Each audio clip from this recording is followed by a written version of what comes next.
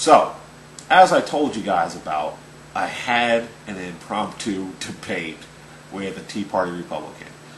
You know, it first started off with one guy who started off talking about some Ron Paul-isms. And the Ron Paul-isms, he has some good ideas, but for every one of those good ideas, I can be like, are you really serious? So that's what it started off as. And then that guy admitted to, well, you've got a point with the Ron Paul-isms, saying, you know, ending wars, ending the Fed, blah, blah, blah, is really great, so forth. And then I hit him with some other things that apply to everyday people that are not of a homogenized background. And he acknowledged, okay, you got a point. And then this Tea Party Republican guy, his name is Mark actually, jumped in and started trying to wear me out. And he started spouting things that were factually incorrect. So what I had to do is just break them down one by one and say, okay, here's point, here's point, here's point, incorrect, incorrect, incorrect. He would yell, he would talk over me, he would try and create a circle of other stuff that goes off the point that he originally made that I had to go and dispel. And he'd come up with 5 other ones that were completely have nothing to do with it. So then I had to go back around and then go and dispel each one of those that he did. And this became this crazy circle of fallacies that he just kept running with. And eventually he gave in and said uncle on some things. As soon as he says uncle, he comes up with 5 other ones. And the funniest thing that you're going to hear him say, and everybody in the crowd started laughing at him, goes, Fox News tells the truth, Fox News this, Fox News that. And we're like, are you really serious, Fox News? And I said Fox News is not even listed as a news network by the FCC. They list as entertainment. Therefore, they don't have to factually tell the truth all the time. They only regulated to tell about 4 hours worth of news and slightly tell the truth on that. The other one they can call entertainment. This way they can kind of not exactly tell the truth and spin it that way. And whenever you present that to somebody, they always go, well, Jon Stewart doesn't, you know, he's not news, he's listed as entertainment. Well, Jon Stewart exactly is. He's on Comedy Central, which is a entertainment network organization by the FCC, and not saying their thing is Fox News. Jon Stewart, by trade, is a comedian who happens to do satire and like the news, and always is like, let's make sure we're telling the truth. Sean Hannity and Bill O'Reilly, as far as I know, are not looked at as comedians. They never have been. They barely even tell jokes. I tell more jokes than they do. Seriously. So anyway, with all this being said, I need for you guys to be patient, sit through anywhere, you know, 10 to max 30 minutes of me and Mark going at it out on the street. If you need to skip through it, fine, but I'm telling you, it's worth fun. It's worth it. Enjoy it. And then we're going to come back, and I'm going to have some last final thoughts on the DNC convention this week, and the high points, the low points, and where we can go.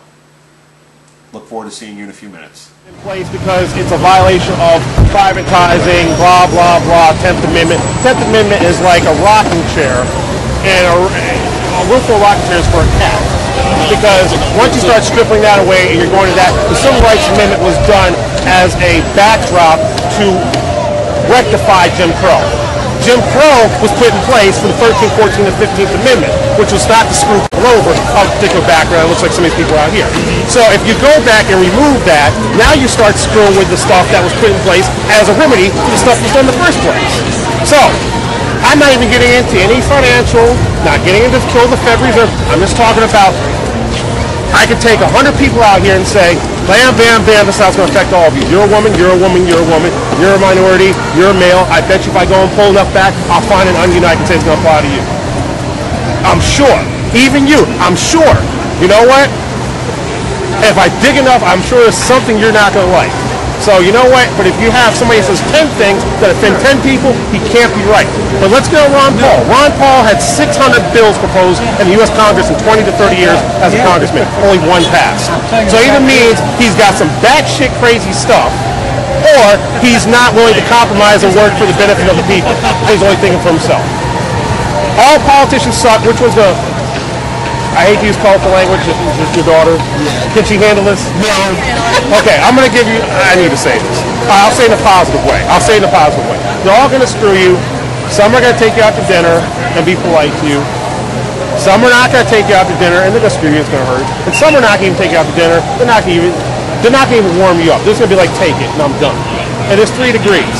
I'm always going to take one to buy me dinner, tell me what I want to hear. It's going to hurt a little bit when they disappoint me, but the benefit is they're working for the team of everybody. That's the big picture. And I didn't hate Ron Paul. I gave you the facts. I didn't make any of this up. And you acknowledge now your head, which means you've heard all this stuff before. Do we spend too much money? Should we bring our troops home? Ron Paul is right. Bring them home. Stop doing that. Bring them home. Bring them home. I agree. Well, actually, they are.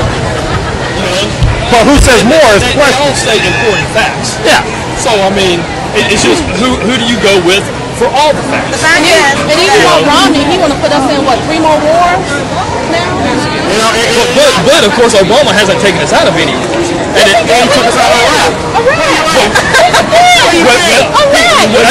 We're still in Iraq. We didn't have boots on the ground in Libya. That was UN supported. That's not true. We'll never be in a position where all boots are out of a country. That will never happen under even a Republican or a Democrat. That's my point. Absolutely. But we have a lot of our troops out of Iraq. Because if Bush was still around, if we would have got a Republican, it would still be. He wants to go to Iran. Your buddy wants to go to Iran. Iran, he wants to Iran. Obama wants to go to Syria. He doesn't want to go to Syria. He's avoided Syria. He's avoided it. Ronald Reagan took care of Russia without firing a shot. But I'm saying, why are we talking He about spent millions of dollars on Star Wars defense program. Spent billions of dollars and nothing was ever produced. We don't even talk about that. We don't even talk about it. Star Wars. Tom spent millions of dollars to produce Who did TARP? Tell me who did TARP. Please say it.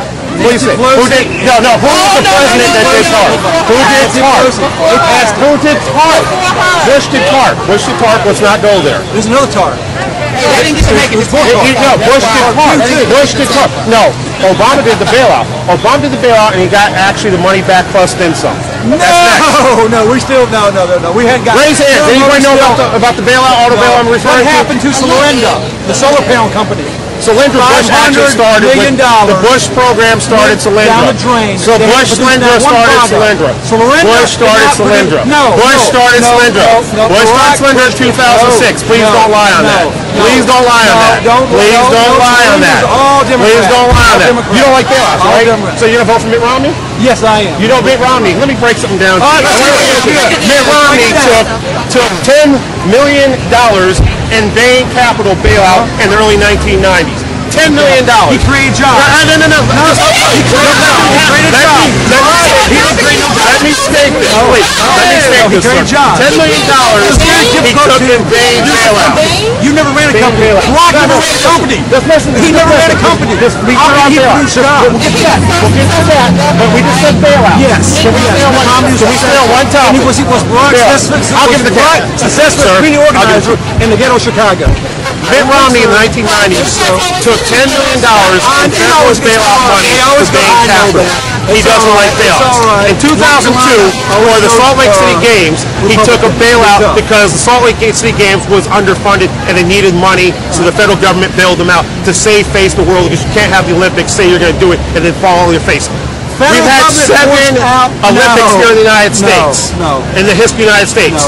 Olympics are the Olympics the Olympic money he spent was 1.5 times the amount of all 7 Olympics combined. Fox News but now we had 2 bailouts.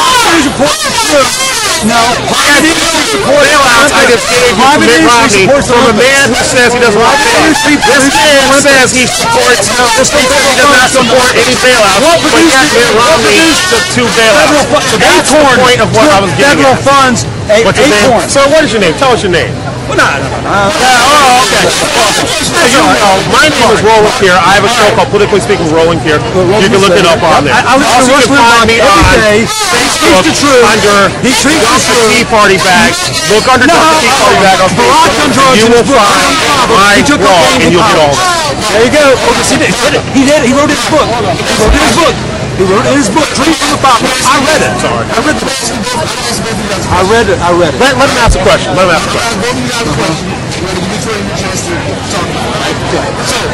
the issue that you're saying is that, let's go back to the... Stick with the bailout. We're saying that Barack didn't create the jobs because he didn't run a company. He doesn't like it. Tell us what you think is going to get us jobs created. What are 2 or 3 ways... Okay. I understand what you're saying. Private industry promotes jobs in America. Government needs to get out of the way. They need to lower the taxes down so that our money's not going overseas into foreign banks. You lower the tax burden to 25%. Right now it's 39%. We need to lower the tax so corporations can create jobs. Government doesn't create jobs. Government cannot make a profit. Government is part of the problem, not part of the solution. A quote from Ronaldus Magnus. That translates to Ronald Reagan.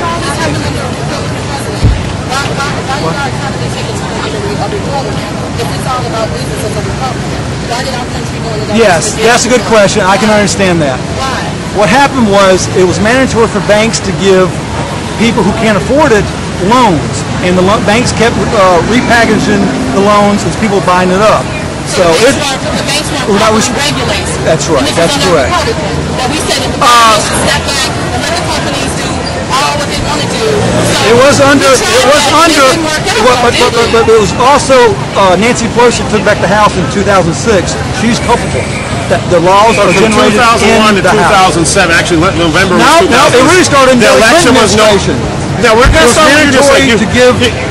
You can't argue both these, but I'm going to answer his question that he gave you from my perspective. I understand what I'm going to answer your question from the perspective. It took many years for the banks to collapse. Okay, I'm going to answer. We gave you the space to answer. I'm going to answer this question the same thing.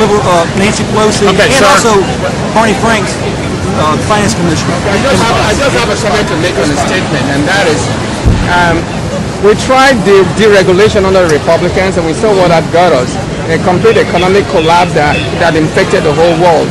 You know the definition of insanity? Have you had doing the thing over and over again? Doing the same thing over and expecting a different result. Yeah. So now you want the Republicans to take us back to the era of deregulation? No, we don't need to give people mortgages they can't afford. Well, that's the problem. Well, let me tell you one thing. That's why the banks went broke. It was the greed of the banks. Did you hear about the banks going broke? Yes. How did they go broke? Because the banks were greedy. No, and that's what happened. Because that's what MSNBC says. They gave mortgages to people can't pay it back. How would you? Do you own a home? Sir, I own a home. Okay, so therefore I have to pay my monthly mortgage. Now let me answer the question. This is between you guys anyway.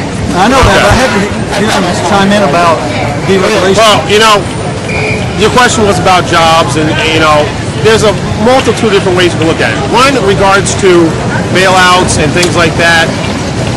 Mitt Romney, as CEO, chairman, president, whatever you want to call it, Salt Lake City Games, took a bailout from the federal government to save the Salt Lake City Games. Fox News did not report that. Sir, I did not interrupt you. I did not interrupt you. I did not interrupt you. I did not interrupt you. I did not interrupt you. You do the same thing with me. You respect that. The next thing on that is he used paraphernalia and apparel, and he actually outsourced it to Burma, Indonesia, China, and a whole lot of other Asian countries, Malaysia. So the t-shirts, the pins, the hats, all that stuff went and took jobs for getting produced overseas. Now, the business of the Salt Lake City Games is putting on an American show. So this is the one thing where you say, profit margin is great, but it's about the American economy of the games. It represents America. Therefore, you want your paraphernalia made in America, which is made by U.S. workers, not made by overseas people to create better profit margins. You're also doing that because our economy is based upon 70% consumer spending. So if people are here working, and maybe if you cut some of your profit, but you're still making revenue. A prime example is if you can make 30% profit margin, but you're only making $1 million in net revenue, that's really great. But if you're making $2 million in revenue, if you're making $2 million in revenue, but you're only making 20% in profit, which one's greater? You want 30% profit or 20% profit? Or do you want the $1 million in revenue or $2 million in revenue? Well, the smart person takes still profitable, but takes the revenue, the big picture.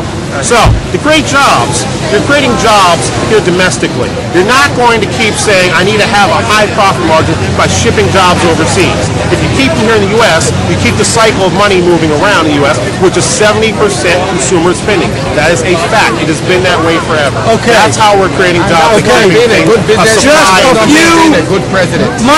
Just a few months ago, our Olympic uniforms was made overseas under Obama's regime. No, first of all, sir, you are wrong. You're wrong because a donor for Obama made some uniforms overseas, and then they called him out on it, and the man stopped. He ceased and desisted. He stopped making them overseas, and they clowned him for it. And I clowned him for it. But he did not. But that man was nor the chairman of the Olympic Committee or the Olympic Games of London, opposed to the chairman of the Olympic Games in Salt Lake City. So that's a very different person. That is a donor. That is a donor. That is a donor versus the chairman of an Olympic Games. A donor versus the chairman of Olympic Games. A donor of a chairman. At the same time, chairman of a game. Donor of or a chairman of an Olympic Games. At the same time, Mr. had to make a budget, and he made a budget. He made great profit. Making profit is not creating jobs. I make T-shirts. I sell T-shirts. However, I'm making profit. I'm not a manufacturer. Therefore, I'm not really creating jobs. But I'm making profit. And if I can sell you the T-shirt, you can sell it. I've created profit for you. But at the same time, profit is not creating jobs. It is not creating jobs. Anybody else here understand that concept? Obamacare, profit is not creating jobs. Profit is profit, jobs are jobs. Pay the fee. It's not hard. Why should government? Okay. That's true. Do you know as a governor he shipped jobs over to India for a call center? So did Brock's regime. No. So you do accept you accept that Mitt Romney as governor sent jobs to India for a call center to support the state of Massachusetts. He probably did. You accept that he created. At the same time, I want to know about Lorinda. What happened to Lorinda under Brock's regime? You mean Solyndra that Bush actually implemented and gave the money to? I'm confused. Did Bush? That's what you say. Yes or no? The solar panel company failed. Did Bush start it? Did Bush start it? Did Bush back it? Bush never rolled along for it. Bush never rolled along. That was MSNC, Sergeant Schultz lies. Okay, so that's what Lawrence O'Donnell So every other Washington Post, the Wall Street Journal. That's liberal Democrats. They always write for the Wall Street Journal is a liberal Democrat? Yes, they are. Wall Street Journal is owned by News Corp, which is owned by Rupert Murdoch. Did you not know that? Yes, I knew that. I'm into this discussion. Politically speaking, rolling here, this man just said Rupert Murdoch is not the owner of... Rupert Murdoch created Fox News. How is he a moderate? Rupert Murdoch owns Wall Street Journal, which is News Corp. Washington Post was Wall Street Journal is owned by News Corp. I know that. Politically speaking, with rolling here is a talk show. And dump the Tea Party bag. You can find on Facebook. Come join us. All I do is put truth out. You've heard all my stuff. You can research all my points. It's all true. The newspapers are lockstep with the Democratic Party. I acknowledge all clearly liberal Democrats. All news. So Washington Journal, which is all about financial, which is owned by News Corp, which is owned by Rupert Murdoch, is a liberal. Let's talk about USA Today. What's all about USA Today? I'm on Wall Street Journal, Rupert Murdoch, and you just said Wall Street Journal is a liberal newspaper. Oh my goodness. People, I love my Tea Party people. I love my far right people. You guys got a monopoly on the newspaper. You got the monopoly on the newspaper. He's moderate. You got it. All right. What is your definition of someone who is liberal? And I'm not interrupting you, so you don't interrupt me. Liberal means you vote and you govern with feelings. Like, for example, poor folks who's drug addicts, well, they want money to live. Well, I think they should have a urinalysis before they take taxpayer dollars. That's fine. That's a liberal. Liberal means big government. Liberal means let me take care of you from the cradle to the grave. Liberal means socialism. That's what liberal means, and it's not liberalism stifles capitalists because they put a stranglehold on small business. Liberals want control. They want big government because they're not smart enough to create private industry profit. So Fair enough. My turn. Go ahead. I'm a walking to liberal. And I don't want you to answer this because I could ask you direct questions, but I'm really easy for you. Anybody here who has weekends off? Anybody have weekends off? You don't work a corporate job, you don't work at Walmart, you got weekends off. Okay, fair enough. You got today off, right? Okay. Okay. Sir, I didn't interrupt you. Sir, I did not. I let you have it. I mean, let's get your point. The next one is, I answer mine. Do you have health benefits? No, you didn't answer me. Do you have health benefits? Anybody? Oh, blow the egg. Okay, you have health benefits. Okay. Do you, if you fall at work, hurt yourself at work, you have workers' comp, you have OSHA standards? Yes? Oh, yeah. Yes. Oh, Okay. yeah. So, Some people don't. do you work a standard, corporate type 40-hour work week? Oh, instead of 60 or something like that? Yeah, we all work. For those who have children, are your children out working right now? No. Or are they able to go to school? Okay. So, the purpose of this is all those things are brought to you by liberal union thugs. Liberal union thug gave you your 40-hour standard work week, gave you your weekend off to spend with your family, gave you your health benefits to have a standard health benefit package, gave you the ability, if you get hurt at work, to be covered. That's a liberal. You know what else is liberal? You know what else is liberal? Liberal is, they called public school system socialism. Public school systems were created in the 1820s, 1830s. Okay?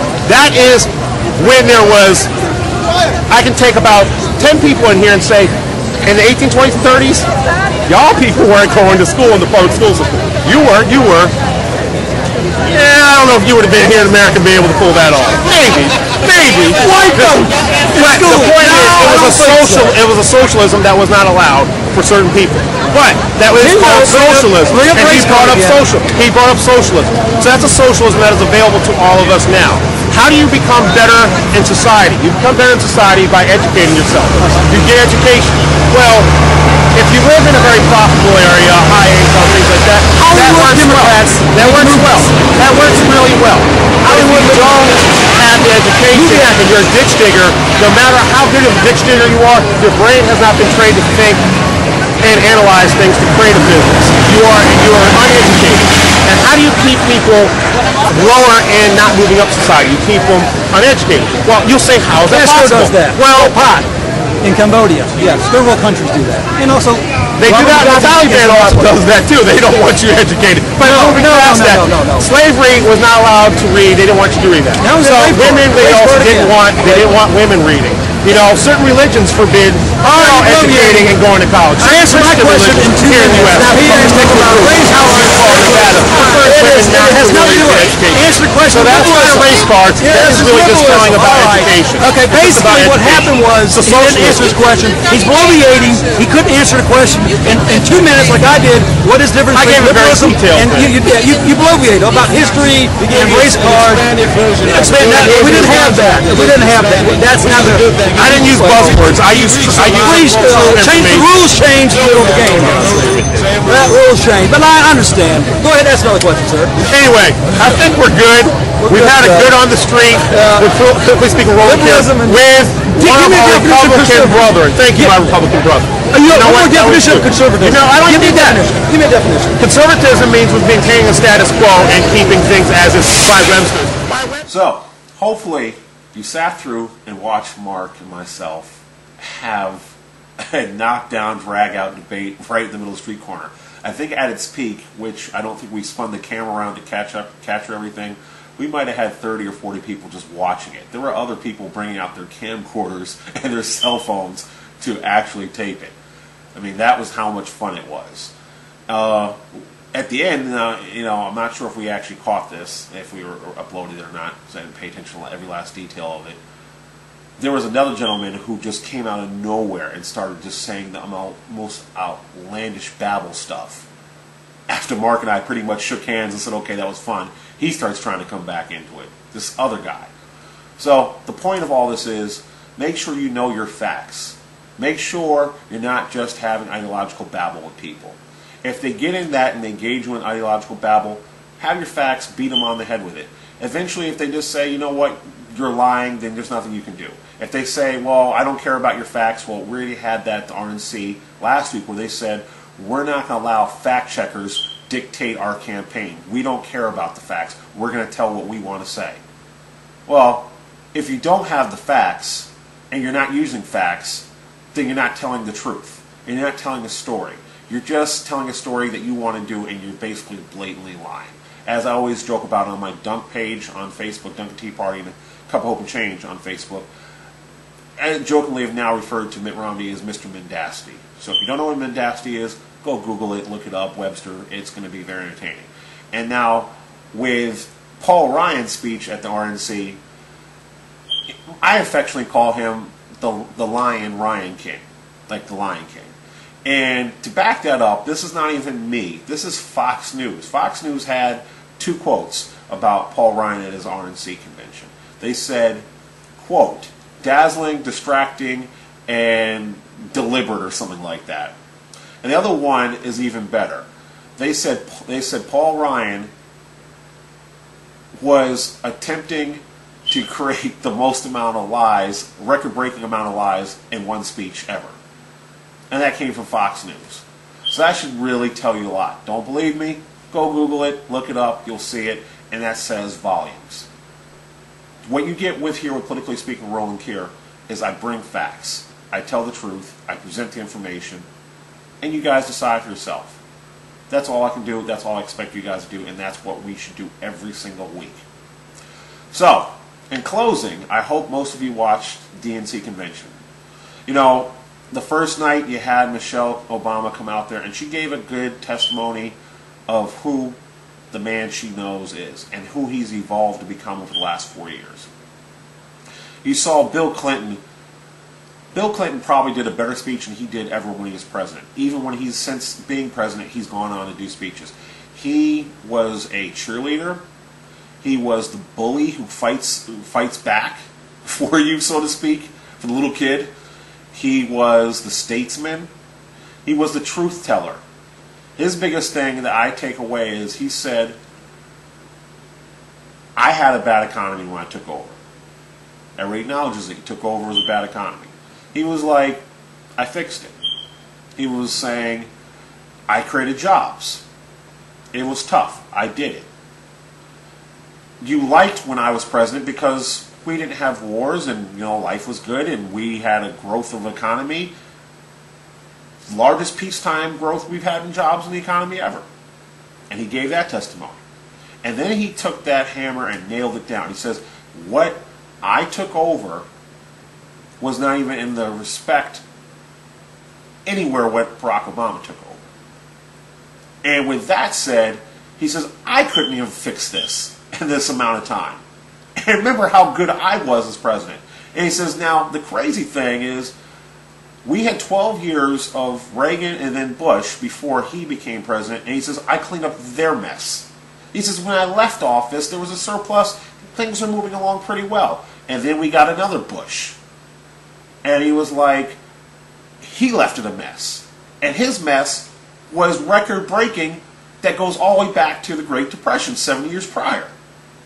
So, now you want to have a choice to remove a guy who's already fixed up and cleaned up some of the mess that the Bush people left behind, like how I had to do previously in 1992, my first term. And here you are, you're wanting to bring Romney in, who actually wants to do even more tax cuts and more stuff than George W. Bush did.